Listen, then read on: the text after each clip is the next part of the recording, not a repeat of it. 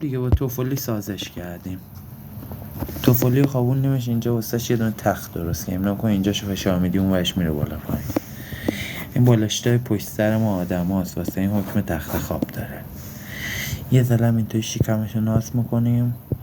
دختر توفولیمونه چون فکر نکنید دولالا این دولش نیستا، یه چیز دیگه‌ش. آجیلو جولی آجیلو جولی. بالا بابا با هم سازش کردیم دیگه، بیا اینو بخور. من نمیشه گاز بگیری همش که. اینم میتونی گاز بگیری، اینم گوشاش باحاله، اینم قابلیت گاز گرفتن داره. اینم میتونی گاز بگیری، اینم عروسکیه که بابات گاز میگرفت بچه بود. اینم هست. یه سری بدبخت بیچاره های دیگه هم هستن و پشت مشتا. اینجا هم سگ داریم. آها پیدا کرد اصل داستانو.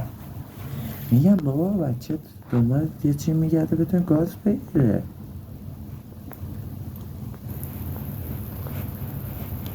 دیگه با هم سازش کردیم دیگه من گاز نگیری ها. بیا این مال تو. بیا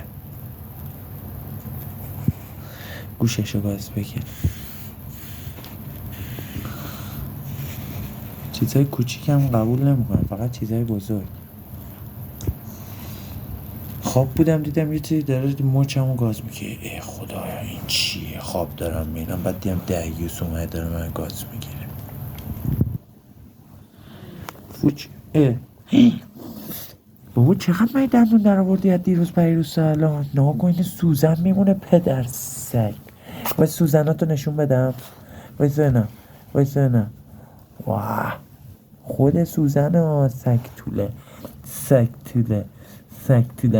دیگه دوماد نشده اینطور داری من گاز میگه. دوماد چه میخوای چی کار کنی؟ یه وجبی هم نیستی. بیا با هم سازش کردیم اینو گاز بگیر.